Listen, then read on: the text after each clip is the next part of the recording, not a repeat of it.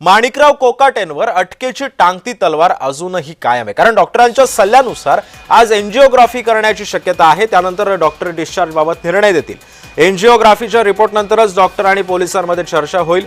यानंतरच्या अटकेच्या कारवाईची सुद्धा शक्यता वर्तवली जाते। रुग्णालय प्रशासन सूत्रांनी ही माहिती दिली आहे आणि त्यानंतर आता काय होतं, डॉक्टर प्रशासन काय निर्णय देतं हे सुद्धा पाहणं तितकंच महत्त्वाचं ठरणार आहे।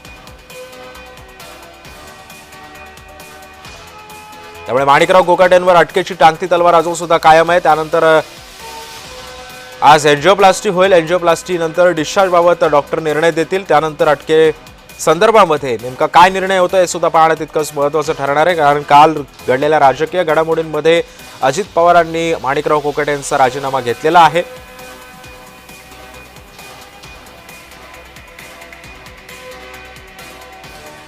डॉक्टर डिस्चार्ज बाबत आज निर्णय देतील। डॉक्टरांच्या सल्ल्यानुसार आज एंजिओग्राफीची सुद्धा शक्यता आहे।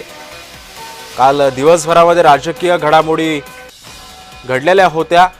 महानगरपालिकांच्या निवडणुकांनंतर कदाचित मंत्रिमंडळामध्ये सध्या फेरबदल होण्याची सुद्धा शक्यता वर्तवली जाते। या संदर्भात अधिक माहिती देतोय माझा सहकारी मनोज दाळेकर सध्या आपल्या सोबत आहे। मनोज, माणिकराव कोकाटेंवर आज एंजिओप्लास्टी सुद्धा पार पडू शकते, त्यानंतर त्यांना डिस्चार्ज मिळू शकतो का, आणि जर मिळाला तर त्यांना अटक कधीपर्यंत होऊ शकते?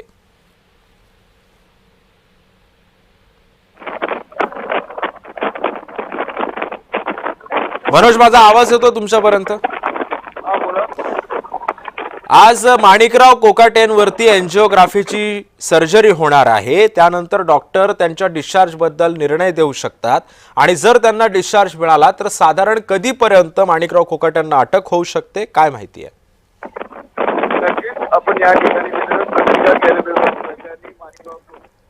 काही तांत्रिक कारणामुळे मनोज यांच्याशी संपर्क आपला होऊ शकत नाहीये, मात्र डॉक्टरांच्या सल्ल्यानुसार आज एंजिओग्राफीची सुद्धा शक्यता आहे। त्यानंतर डॉक्टर डिस्चार्ज बाबत निर्णय देतील आणि मगच माणिकराव कोकाटेंवर अटकेची कारवाई होते का हे सुद्धा पाहणं तितकंच महत्त्वाचं ठरणार आहे।